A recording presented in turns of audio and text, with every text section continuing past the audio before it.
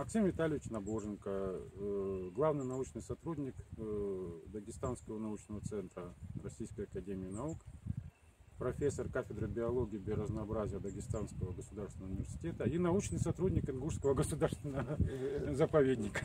Максим Витальевич, вы занимаетесь исследованием по насекомым, да? Да, энтомология и биология беспозвоночных. А вот в Ингушетии вы часто приезжаете? Уже третий год работаю в Ингушетии, и в заповеднике, и в заказнике, и в буферной зоне. Вот уже третий год, но 3 года несколько раз в сезон приезжаю. И у вас плановые или вас вызывают? Нет, у меня плановые, нам надо охватить несколько сезонов, потому что насекомые меняются, спектр фауны меняется весной, ранним летом, поздним летом, поэтому нам надо захватить весь сезон, чтобы разные виды поднять. А вот отличаются ли виды вот, по республиканской, если так скажем, вот, в горах? У каждого свои там? Может... Ну, тут сложно сказать республиканский. Дело в том, что насекомые не знают границ, в отличие от нас.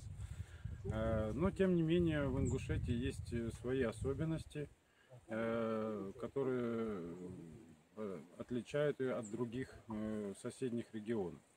В том числе есть эндемичные насекомые и паукообразные пауки, которые характерны только для Ингушетии, только здесь обитают. Есть, да, такие виды, получается? Да, такие виды есть. И вот мы недавно собрали новый вид жука. Он описан, уже научная статья написана, и назвали его Мецтахара ингушетика. Это первое насекомое, которое в честь республики названо. Это давно было? Это в прошлом году было, да. И какие еще новые виды? Вот на базе, буквально вокруг базы заповедника, мой коллега, который сейчас там скачет наверху, он поймал нового кузнечика для науки. Новый, неизвестный ранний вид, но только один экземпляр. Сейчас вот мы приехали в надежде наловить еще. Нужны и самки, и самцы для качественного научного описания. Нужны самки, самцы. Потом описали один вид паука из Джейракской котловины и еще один новый вид пауков. Мы поймали в высокогорьях выше Цори, выше башен Цори. Предположительно новый вид слизней тоже поймали в альпийской зоне. Вот. Ну и в этом году тоже возможно что-то новое тоже поймали, будем смотреть под микроскопом. Вот сейчас вы на этой территории, вот недалеко от Пялинга, да? Башня Нии там, да. Вы сейчас здесь? Сейчас, да, проводим здесь исследования, выставляем ночью светоловушки, работаем разными методами.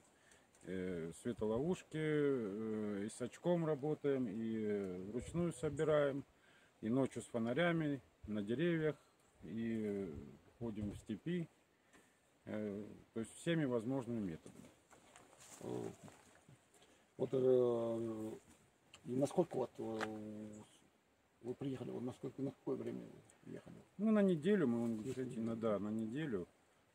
Потому что потом уже фауна сменится, то есть нужен месяц как минимум, потом уже будет очень бедная фауна, уже ближе к осени.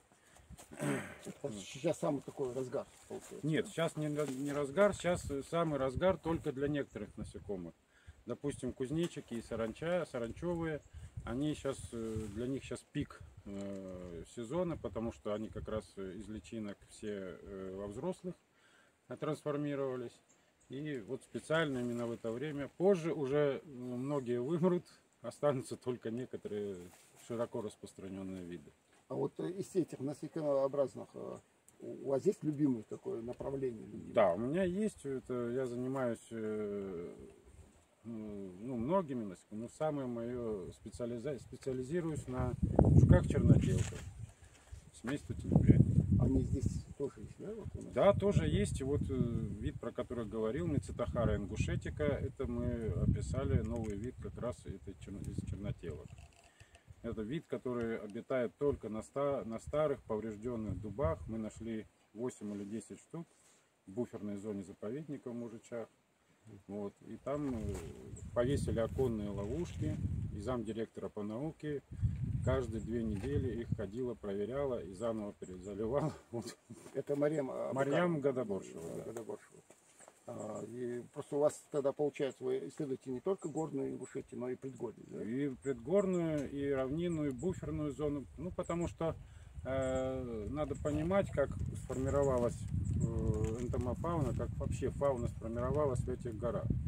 Дело в том, что очень много степных видов.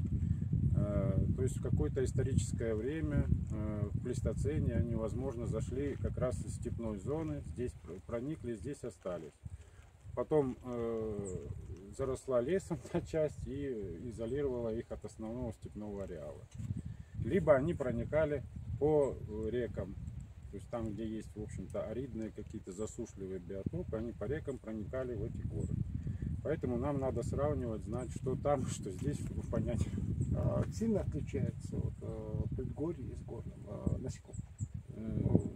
Довольно сильно. Вообще Ингушетия по сравнению, допустим, с соседними там республиками, с Осетией, там, с Дагестаном, ну, в Чечне пока еще мало кто работал, в Чеченской республике. Но Ингушетия, на удивление, влажная очень республика, судя по фауне. Это вообще царство кузнечиков, очень влажное, потому что и там есть аридные котловины, и в Ингушетии есть. Но в Ингушетии очень много влаголюбивых видов. В отличие от аридных котловин, которые соседние, там очень много таких сероморфных видов насекомых, которые любят сухие, аридные условия. Поэтому вот тут такие свои особенности есть. Ну, и погода тут, в общем, вполне располагает. Четко по часам идет дождь. После обеда на базе всегда дождь каждый год. Мы это уже наблюдаем. Мы знаем, когда надо собирать. Уже в 3 часа спускаемся. Все, через полчаса дождь идет. Но сегодня как успехи? Довольно много насобирали всего. И пауков сейчас вот мы ранее здесь ставили почвенные ловушки. То есть падали туда пауки, ночные, наземные пауки. Да, а сейчас вот мы пытаемся выловить как можно больше спектр видов, которые сидят на травянистой растительности, потому что здесь вот эта экологическая группа пауков, она здесь не изучена. Вот. Вчера ночью, между прочим, нашли каракурта. Да? Да. Здесь водится? Я тоже думал, что не водится, но вчера ночью да? он крайне ядовитый. Самку и самца нашли вот буквально вот в этих склонах. Они во врагах делают норки. Вот. Я пытался поймать, но они очень быстро в эти норки прячутся. А с чем это связано? Если раньше да ни с чем, я думаю, это связано с тем, что раньше никто не собирал. Просто не да, просто не исследовано. Дело в том, что Ингушетия это вообще было до недавнего времени белое пятно в плане зоологии. Никто не знал, что здесь обитает вообще. Но смешно же, когда для такой разнообразной природы, огромные площади лесные, очень разнообразные ландшафты, было указано всего 40 видов беспозвоночных. Мы за 3 года больше 500 увеличили. Сейчас, да? Да, вот за 3 года сборов более 500 видов беспозвоночных. Это еще... Да, это далеко не да, предел, не конечно. предел. Да, то есть тут тысячи и тысячи. Тем более многие группы мы пока не охватываем, только на некоторые работаем. Все сразу не словишь. Сачок открываешь, все вылетают, поэтому надо сосредоточиться на некоторых. Те же самые мухи двукрылые, комары почти не изучены. Здесь, да. Да. Ну вот Марьям Гадаборшева изучала клопов, но только одну группу клопов, крупных щитников. Но здесь тысячи видов других. То есть тут еще не паханное поле, честно говоря. Надеемся, что у вас дальше продолжится это исследование, что вы еще выявите очень много и видов, и подвидов, и новых насекомых. Поэтому желаем вам удачи. Спасибо.